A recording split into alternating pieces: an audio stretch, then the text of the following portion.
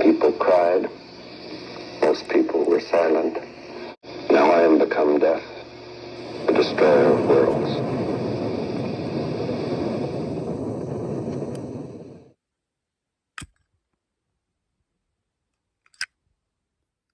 Hello, my name is Marco, and this video has been inspired by the great Sami Books. And this guy is a marketing genius, has some interesting points. I don't always agree with him, but he's very good at what he does, very expressive. I like the green screen. I love the energy. Very, very dedicated to his craft, and this latest one has been his latest. This is Good Books Are Dying and Why Big Publishers Are to Blame. First, I want to say this is not a this is not a rebuttal. This is not a gotcha or a you're wrong video. This is just adding to the conversation, because this thing that Sami pointed out has been weighing on my heart, weighing around my neck for a very long time, because I'm a writer and I'm a reader, and I've been looking at this, and it's been seriously looking at this, and it's like watching a freight train coming at two freight trains coming at each other in slow motion, and a lot of people are still living in nostalgia. They think writing is something that it's not, or love to think of what it used to be, and we can point fingers at Barnes and Nobles, and we can look at the big five publishers, and that, and they're corrupt, and I don't like them very much. But would I say no to publishing deal? No, I wouldn't. But still, it's we're in a different time. We're in a different time, and the premise is that good books, aren't going to be published. That's not true. Good books will not be found. Yes, there's books everywhere, but they will not be found. This is the age of information. All you need is a library card. All you need is a library card. All you need is the access of the internet, and you'll have more material to read than you have time to live. And when self-driving cars come back around, and they are, a little more dependable, I believe reading's gonna take off. It's gonna be so much more time to read, and I just, all this going here and there takes up a lot of time, and you just can't stop and read sometimes. But if you have some downtime and you're traveling here and there, maybe reading will be as a hobby, as a form of entertainment, will make a comeback. But we are in a different time, a different age altogether. Let's go back to Barnes and Nobles. All those books in Barnes and Nobles are paying rent just to be there. They pay money. They pay Barnes and Noble's money just to collect dust on the shelf. Barnes and Nobles, as one of the main distributors of books, makes more money selling coffee than selling books. Selling fiction, if you will, dimes dollar, that nonsense, rubbish fiction with dragons and magic and adventure, bah humbug. that sort of stuff. They we don't. That's silliness. Anyways, uh, but yeah, fiction. Uh, they don't make that much money selling fiction books. Like this is the age of information. Library card. Unless you have to buy an overly priced college textbook uh, from the education cartels, uh, they're not making very much money. Unless it's coffee. If you saw, you know, and it's basically like a little coffee club where you can get your book and you can get your coffee and you can look like an intellectual while you sip your coffee and have a nice chat. And then go on your way and go to your fitness club and walk your dog and all that fun stuff and your nice little routine there.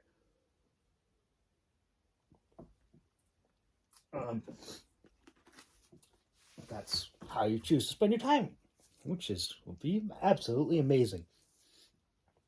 But for the majority of their income, it's not fantasy fiction books. They're not making any money selling fantasy fiction books. They're making more money having books pay rent on their bookshelves. A lot of big bookstores I've seen downsize. Barnes and Noble's, the last one had 3 stories. It was just giant Barnes and Noble books, and they moved to a smaller location, and now it is a glorified coffee shop.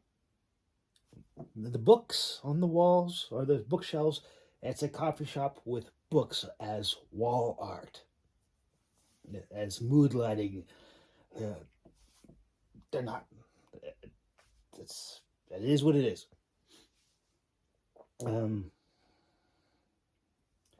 Now, publishing books. Publishing books, as Sami has pointed out, requires a lot of moving parts.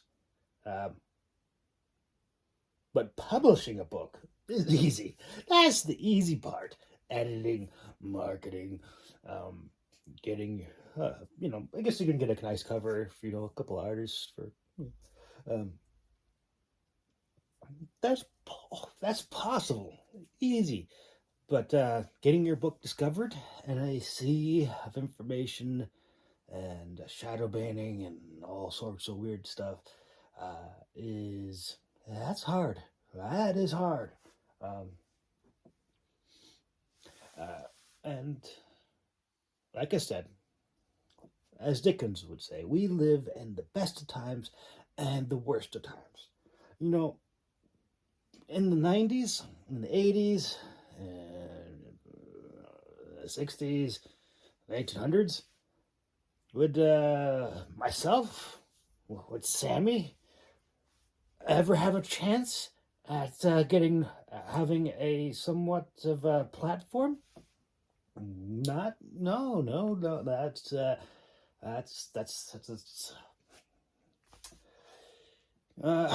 no.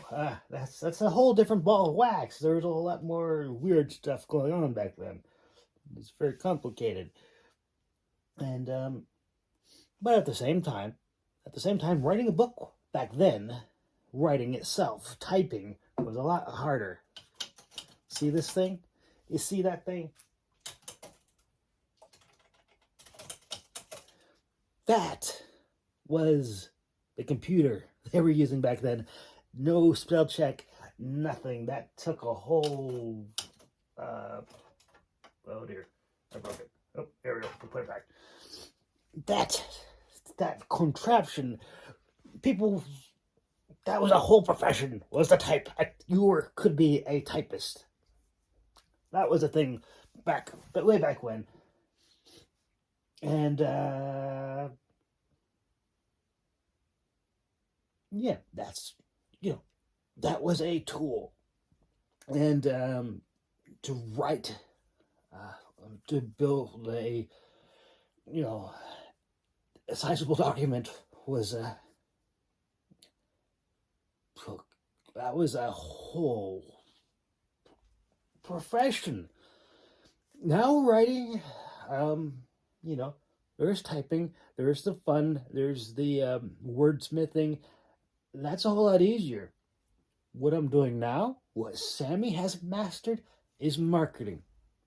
Is becoming part of, is building that that the audience, is storytelling, is networking. That's something that we can do now in this modern time. It's hard. It's a lot more congested than it was, but it's possible. The gatekeepers, the big five, I don't have to use them. And the awful tragedy of it all is if I were to go to a publisher, and I have, and they say, hey, do you have a social media following? No? Oh, guess, yeah, that's gonna be a problem. Come back to us when you have 1,000 billions of subscribers and whatever, yeah. And, yeah. Is that right? Because writers, stereotypically,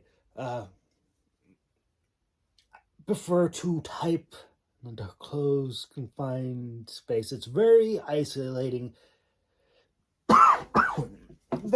It's extremely isolating. It's a wonderful hobby to do by yourself, quiet, and doesn't help your people skills. Most writers don't have, how to develop people skills. Sami has amazing amounts of energy, and he's had to learn how to use the green screen and to grow the audience and to make the thumbnails and follow the algorithm. That's a whole lot of learning. That's the typewriter writers have to use now. Right, that is the thing that that networking, because the age, the yesteryear, the year of nostalgia, where the artist just eat cookies and type away and send their document, so and it get edited and published and marketed for them. That's all gone. Do you know why? And it's not the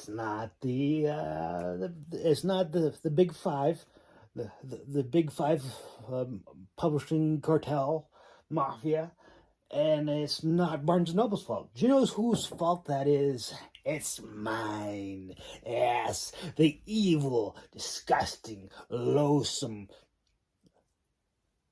self-published, self-made authors. You know why? Because I can write, and I can have friends that are good at editing, and I am good at digital art, and I can make my cover, and I can open up my social media thing, and I can make a book for, not including time, and I can self-market for almost nothing. Now I am become death, the destroyer of worlds. Is free. And Amazon gets a lot of flack, but thank you, Amazon. Amazon, KDP,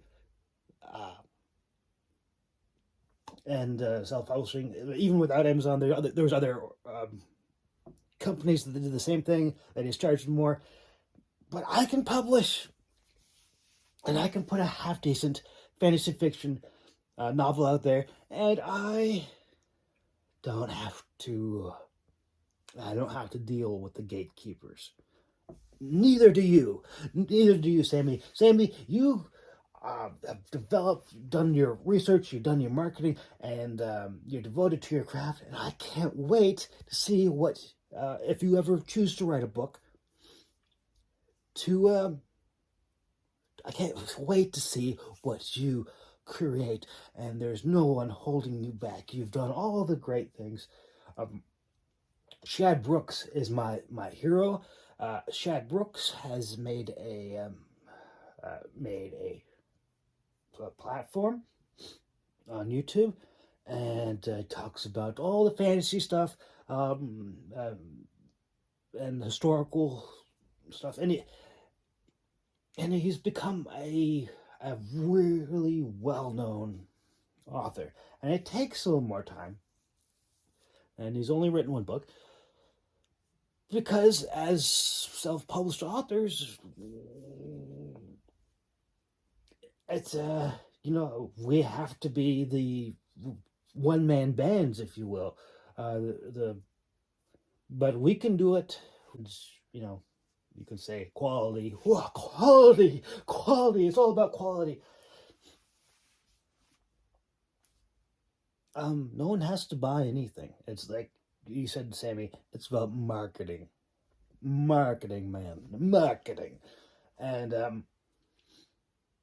no one can buy or read anything that doesn't exist. So that's the hardest thing is, um, and I'm not going to say my writing is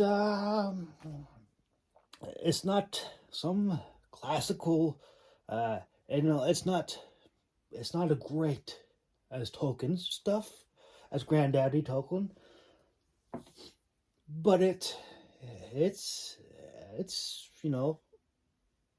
it's fun fantasy fiction, um, action adventure, and I enjoy writing it. And some people, who's to say, some people like it. I I write what I want to read, and there's other people like me. That's I don't just reading is a preference. It's food preference, and I'm not going to judge anybody that wants a pizza every once in a while. Wants a good pizza, wants a good uh, you know, and not everyone is wants is a wino, and there's nothing wrong with having liking the finer things in life, and it just only becomes like, but we don't have to be snobs about it either, because I like my fine energy drinks as well, and and yeah, it's yeah, it's a whole new world out there. It's a whole new world, um, and I've seen this train coming for a long time, and just know anything that's at Barnes and Nobles have they're part of the cartel. The book publishing industry, the music industry was the same way for a long time. They would tell the artists what to wear, what songs that they were going to play, dictated every single step of their lives, and there was no freedom, you know. And you can complain about the quality of art, the quality of writing, you know, and you can say, "Oh, that self-published author, that vanity published author, look at how crusty and crummy his guitar is, and and uh, and how awful his music and out of tune it is." But you know what? I don't care. I'm free. I play my guitar. I dress the way I say, and um, yeah, even if I'm just busking on the side of the road, that's what art's supposed to be. That's what you know. You go to the guys, Barnes Noble. They're living in a gilded cage, and I don't judge them for it. I do not. They've worked hard. They've had their established the connections and their networking, and I don't will not judge them for that. I may envy them because I would like, you know, a great book deal one of these days. But will I sell my soul? Will I sell my freedom for it? You know, everything's for sale, right? Everything's for sale. But but yeah, it's a different age, man. It's a different age, and it's the best of times. It's the worst of times,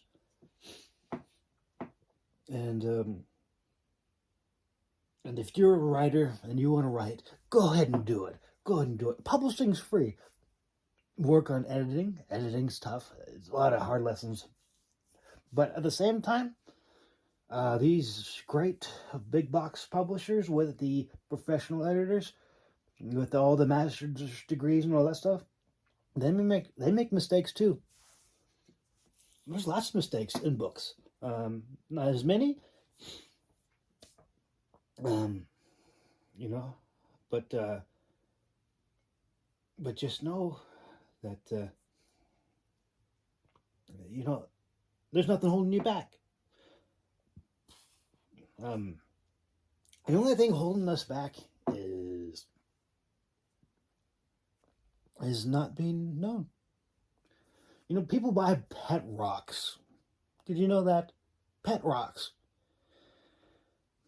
And one of my favorite musicians, his name is Brushing One String, and he's just got a guitar, and he's got a great voice, and one string, and he plays his heart out, and it's beautiful. No, it's not classical music by any stretch of the imagination, but it is heartwarming. It is beautiful. It's fun, and I love Brushing Your One String. And it's the type of music where you will sit around the campfire, listen to, and tap your foot and smile. It's not the stuffy, classical music, orchestra. Not that type of stuff. And there's nothing wrong with classical type of music. I like, I like, I like Beethoven. I like Bach. I like classical music. I like the violin. I like Lindsey Sterling. But I like variety. Not just classical music only. I sometimes want to put my boots up by the campfire, and be with friends, just relax, and brush your one string. This is the guy for me at that moment in that time. Brush Your One String is king. And Brush Your One String played his guitar. He got noticed, did this marketing, and I found a song for $1 on iTunes, and I bought it. And no regrets, none whatsoever. And if a guy like Brush Your One String can make it, so can you. So can I. It's the best of times. It's the worst of times. Be strong and courageous, and yeah, go for it. Go for it. So,